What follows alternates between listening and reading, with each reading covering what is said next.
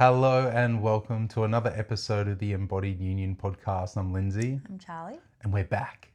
We're back. Postpartum. Postpartum edition. So maybe 5 months? Yes. 5-6 months? Since the last Arutha episode? is 5 months old today. Today. So it's been at least 5 months since we've done an episode. Yeah. Feels really good to be back. Yeah. Feels like it's taken this long to be ready though. Yeah. It's been a big transition. So where do we start? This episode, by the way, could go anywhere because there's just so much to catch up on. Yeah, I just think, I don't know, we could... Maybe just where we are now and work our way back. So Arutha is 5 months. Yep. And I feel like he is in a really epic season of babyhood right now. He is just starting to figure things out. I watch him, I just lie on my side and watch the focus in his eyes as he has impulses to do things. And then now can coordinate his body enough to like follow through and reach and grab and drag. He's and crawling. He's not, but he's dragging himself. But like that's one step away from crawling. Commando crawl. Yeah. Yeah. And it just feels like right now we're in a really nice flow. Like postpartum has been pretty beautiful and really freaking challenging. And right now it feels the most easeful that it has felt. I think what's the breakthrough for that? Probably our sleep. Yeah. The sleep arrangement. We were originally Charlotte sleeping with baby and me sleeping separate as usual. And we've ended up working out that I am not as impacted by Arutha at sleep time or during the night. And we share co-sleeping, Yeah. essentially. Like Lindsay now will come and take him around midnight into his room and just bring him back to feed once or twice before the morning. And when Lindsay takes Arutha out of the bed that I'm sleeping in, I will then fall back into a deep sleep where I actually have dreams and I really get solid sleep.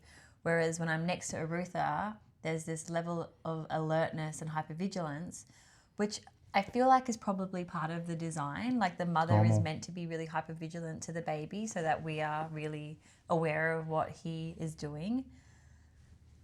But having him go to Lindsay's room means that I am now still having broken sleep, but the sleep I'm getting feels complete, and I can just be a way higher functioning human with way more capacity, way more resource. Because when my resource and capacity was low, that's when it was really hard. Yeah. It was really challenging. And I mean, we can keep it in the frame of relationship still, but that created pretty sticky points goodness. When two people are sleep deprived, it's kind of like you can prepare your relationship for most things, but sleep deprivation for both people. Yes, I think that's the thing. Like we felt really prepared for postpartum and we know our parts and pieces and we know we have the skills of relationship, but nothing can prepare you for being sleep deprived. You know, you're not the person. I thought the Charlie that I knew would show up to postpartum, but that's not who's here or was here. It's like a really haven't slept for 3 months version. And that woman is trouble sometimes. There really were moments where I felt like really in my triggers and in my woundedness and very regressive, like a regressed childlike states, like big tantrums, moments where I've like hit the bed and hit like my thigh and like sat on the floor and held onto Lindsay's leg, not wanting him to leave, and karate chopping the air in front of me like I didn't lay a hand on you. No. But thank God. But like the rage that I felt, the grief that I felt, and just like having that spill out everywhere, feeling like I wasn't in control, which is wild.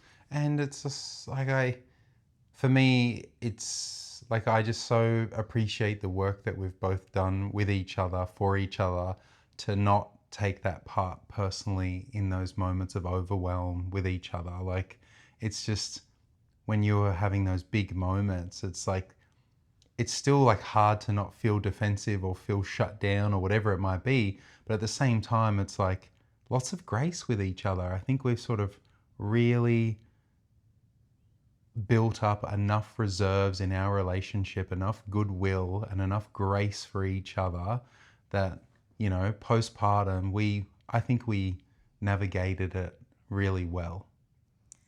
What Lindsay is saying is that he gave me lots of grace and compassion Yeah. for the parts that really were dysregulated and big. But I think you're Well, right. I think sure. for most people, like, it's the understanding that for a woman, her complete identity changes, her body changes, her psyche changes, everything about her changes. And It's also like the influx of the hormones and the depletion, like it's stacking on top of that. yeah, childbirth is like, the Mount Everest of Everests, and then you start at one that's 20 years long afterwards, or if not longer, for The being a actual parenting parental job. Yeah, like instantly. It's not like you do the hardest thing you've ever done and then you get to have a nice break afterwards. It's like literally that's the starting block is the most, completely imploded, exploded psyche, body, emotional capacity that you have. It's just like, yeah. And, for us men or partners that are sitting on the other side, we're not going through that in the same way. So that's why I'm like, I better have grace and compassion for you, because it's like, I'm not the one doing the hardest thing ever, And you're doing your version of hard, Yeah. I think that's also like, yeah, thank you for acknowledging the bigness Yeah. of the experience that I have had and am having. But it's like we're both having like I think from our experience, my experience, I've noticed at times there can be this battle of like who's having the biggest experience or who's having the most challenging or the hardest experience, and really That's no competition. We're both just having our own really big experience and there is no comparison. It just looks totally different. And that's often what happens in relationship in a nutshell, is like two people are having completely different experiences, two different nervous systems, two different backgrounds, the whole thing. However, postpartum, the woman is definitely having a harder experience. I don't care what any guy says. That's why I have to keep that in check every time. It's like, it's hard, but it's a different hard. But in saying that, it's a lot of our falling down did come from I'm having a hard time and you're having a hard time and you're giving to me, but who's giving to you? Oh yeah. That went on for a while. We were really stuck in that. That was really insightful. Like I took that to my own personal therapy, and I went into the session sort of having a trigger towards Charlotte and her capacity. And usually when we're in a relationship where it's just the two of us, we give to each other. And I know in theory that it's like I need support, but it was that the normal line of inquiry, or the normal line of the way that I would normally do it is to actually just to ask you, but I couldn't. There was no. Like if you need support, I would be your go-to person. Yeah. But suddenly I am not available. Not available. And I'm still asking you for all of this support, and it felt unjust somehow. Yeah, well, definitely my injustice piece came up, and the beginnings of resentment, because it's like, oh, you don't have capacity and I have so much. Like I just remember there was a period of time where I was giving to Charlotte, giving to baby, and just thought, well, if I give more, then she'll get better and be able to give back. And it's just not the case. I was like, I'll take that. And do you have more? And do you have more? And do you have more? And he's like, what about me? I'm like, I can't help you. Do you have more for me? It really was.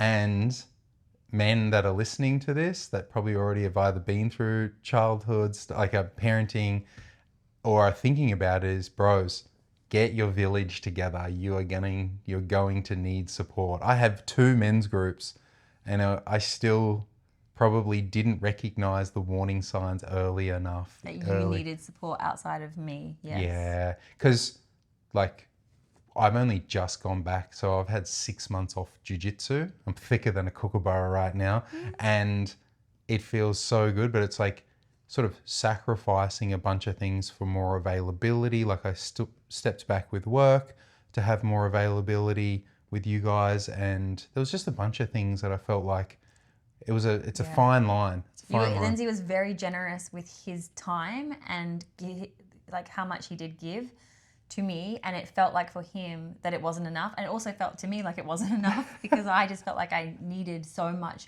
more. So yes, the men get the village. Women, you also need to have the village, and I think it makes it so hard these days, because we're not set up for the kind of support that postpartum requires. Like, you're lucky if you have one grandparent available or one friend who's a mother and has been through it. You know, like, I actually was really supported in postpartum, and it's still like, I remember I was like 2 weeks out of giving birth, or even in the first week, and just really realized that I needed more women. I needed the aunties, I needed the mothers, I needed the grandmothers, I needed my sisters, I needed my friends. I needed us all to live together. And I really needed us to be like the women. I needed the women even closer than they were, because it's such a big thing. And I kept trying to get, just in the way you kept trying to get me to give you what you needed and I couldn't, I kept trying to get Lindsay to give me what only women can, which is really seeing the experience that I was in and giving me lots of validation through, like, it's so big, like words of affirmation, more words, more reassurance. And I kept trying to pry from Lindsay what only women could give me, and your medicine for me was so different during postpartum. Well, I remember saying, like, can you please just talk to me? He's like, I just don't know what to say to you. There's only so many words I feel like I've said everything and it's not making it better, so I don't know what to say. And we realized that Lindsay's medicine for me actually was touch.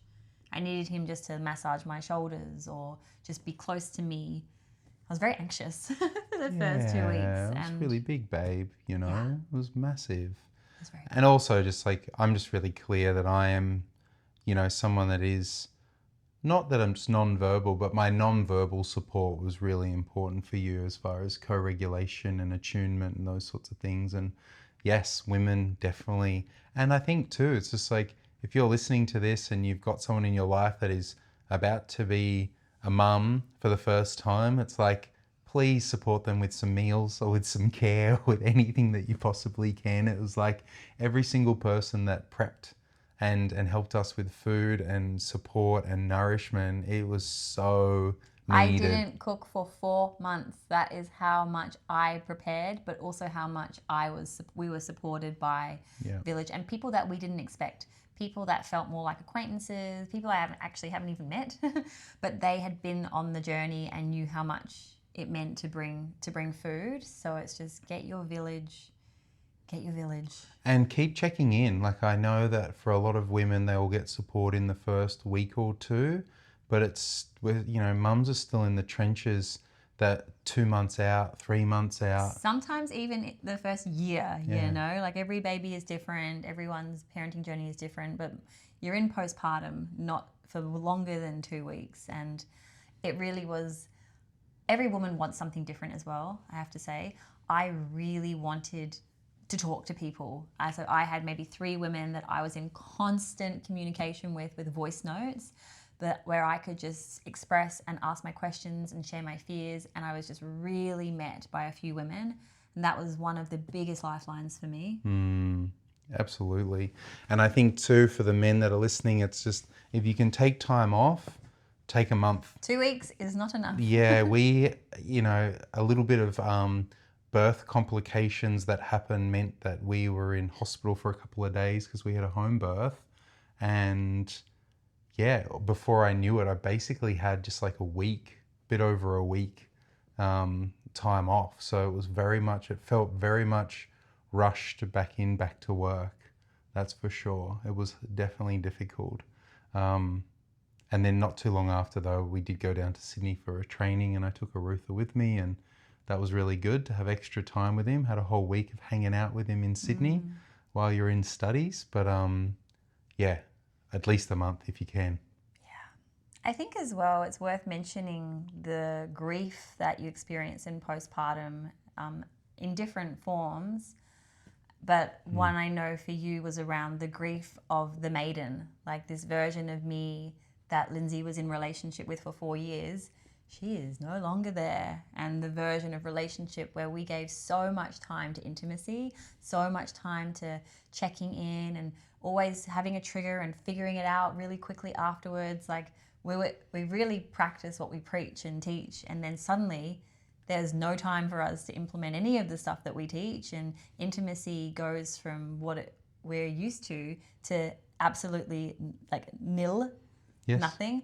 all of my energy and focus and attention is on the baby, and Lindsay's attention is on the both of us. But I know you experience quite a lot of grief around the shift. Yeah, I think so. And I think that's like I was fortunate enough to be able to present at the Birth Festival recently. And that was a part of it, is just the grief that comes from the loss of your beautiful partner to then have the mother emerge. The maiden to mother. Yeah. And yeah, I think that for men, I don't think they realize the bigness of it. I've been through it 20 years ago. But I was 21. It was, a long time ago now. But to be 41 and sort of going through it, it was like, oh yeah, there's a real identity shift. There's a loss of time together, a loss of just so much. And I think if I didn't know what I know, I could so easily be so triggered, so rejected, so overwhelmed, so unappreciated, undesired, not disrespected, but it's just that sort of flavor of like not getting needs met in relationship.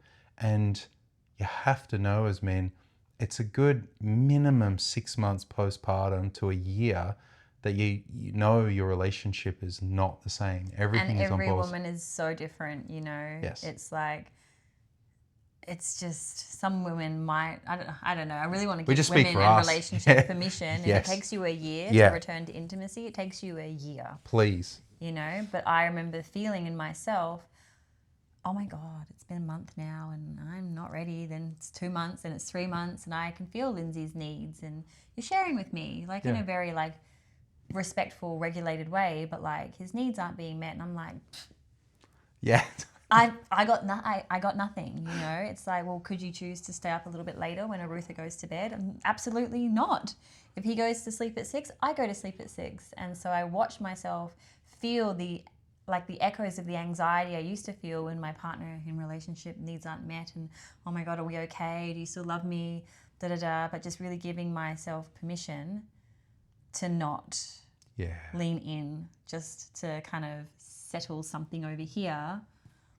So it took, honestly, until now, 5 months, I now have I can feel my desire coming back. I can feel my desire to do things like go to the gym. There's an energy that's returned in my system, probably because I'm getting better sleep. But it has taken 5 months. And before having a baby, I never expected it to take this long. I thought, for sure, a couple of months until my bleeding stops, But no, it's it's taken half of a year. And there was so much permission for it to be from me, from myself, but also from Lindsay, even with your needs and Totally. your sharing with me. And I think that's the thing. It's without thinking that it's about sex, it's actually just around connection and intimacy and closeness and all those things that I think in relationship, if you're used to having that, it can really feel like it's missing and there's a longing there. So to have it sort of feel like it's coming back and it's a yes, then I think that's the most important thing for anyone that's listening, is just waiting for your yes to come back is so important, and not feeling pressured in any way, I think that's a big piece. The thing is, if you cross your boundary and say yes before you truly are, you're putting off your authentic yes even longer, because doing that's only going to create more no and resistance and resentment and shoulds and appeasing. I have to appease. And so I just really encourage you not to lean in until you really are ready. And the body takes time to heal, I've had a pretty steady yoga practice for nearly 10 years, and then having this break from it, coming back even just to gentle stretching, I was like, my body is busted. I could feel it in my spine, in my ribs. It's just, you really get whatever your birth experience is, your body is blasted open, energetically and physically. And it really takes time for everything just to come back home. And then to feel open and again for somebody else, it's it's big. Really needs to be respected. Yeah. So what else? There's so much to cover. There is so much to cover. Well, just Yeah, I think when Lindsay spoke at the birth festival, it was really around like how to prepare your relationship for postpartum. So I think listening to conversations like this is really important. Yeah, definitely. Because I think with this is whatever is left unsaid prior to baby is so easily going to come up postpartum. The veil is so thin when your capacity for with both of you is so low. It's so easy to get triggered. Whatever has usually come up will probably come up over and over, or if not Amplified. amplified as well. So it's, really thinking about this, like whatever the hard conversations are, whatever those things that maybe have not been spoken into that need to be, is like have them while you have the capacity, have them while you don't have an extra baby in the house and those sorts of things. Like, yeah, really take the time if you can to do the work before baby, because once baby comes, it's busy. It's so busy. And I wonder if this is collective, but I would say so.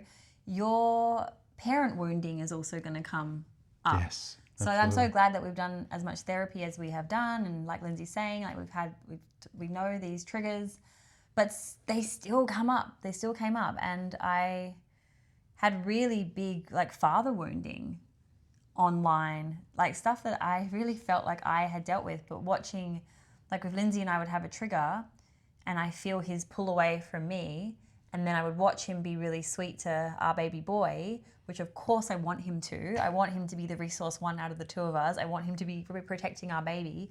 But this wounded little girl in me would sit in absolute rage and fury. How dare you be nice to that baby and not nice to me?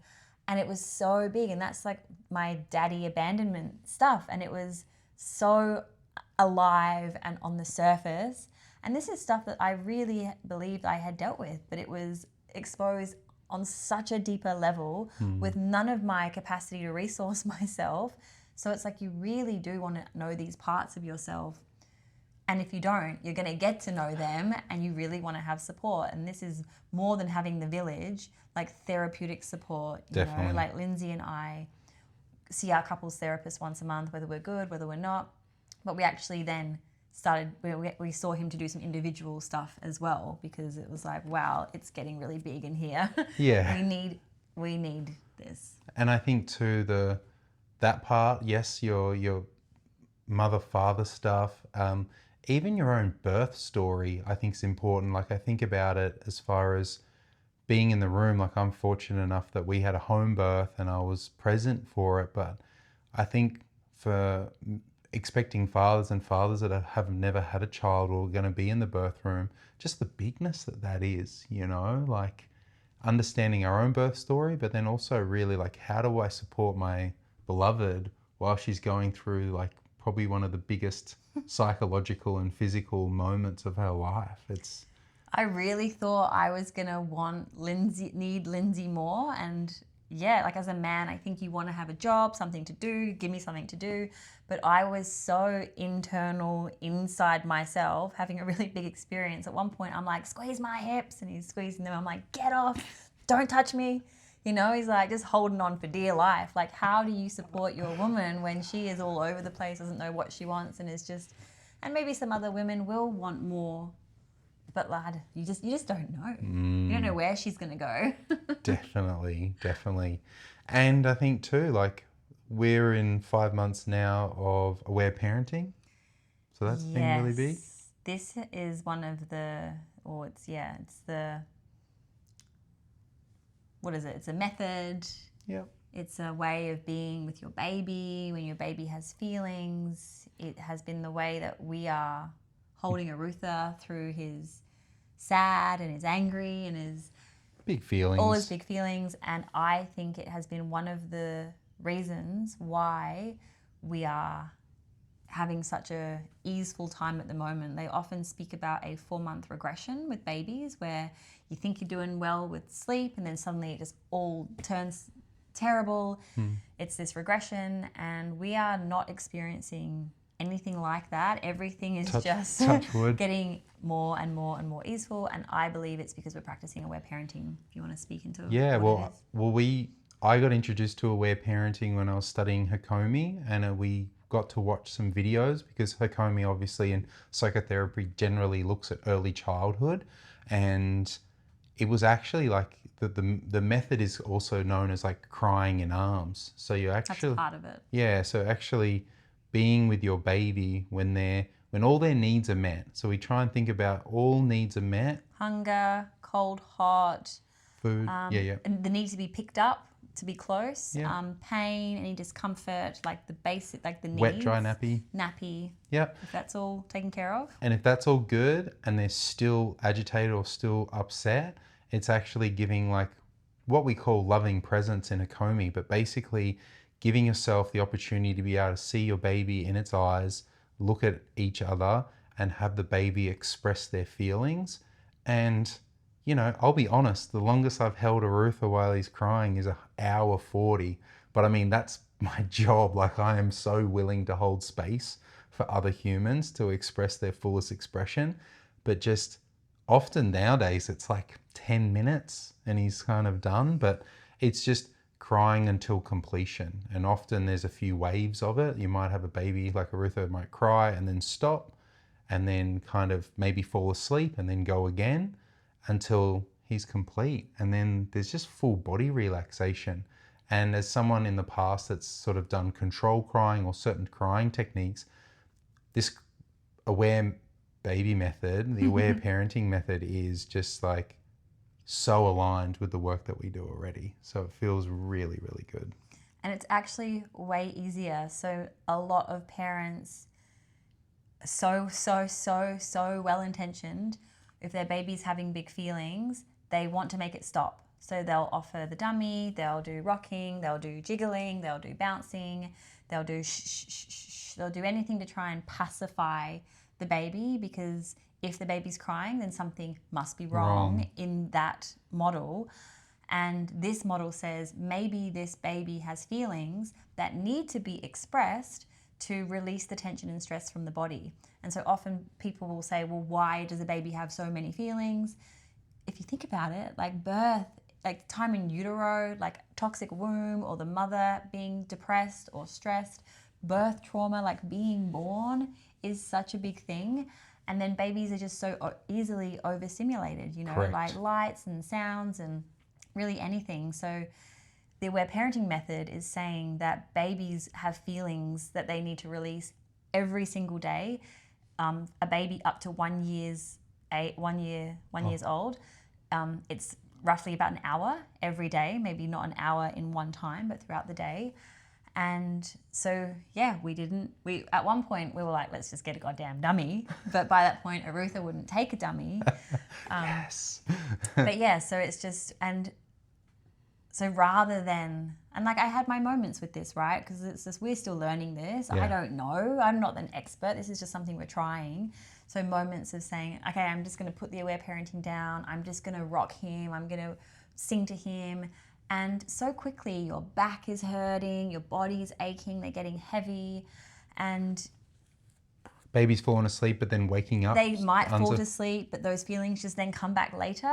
And so crying in arms allowed me just to like get myself super comfortable and set up and just hold my baby and just be so present with him. And so my body is like, thank you so much.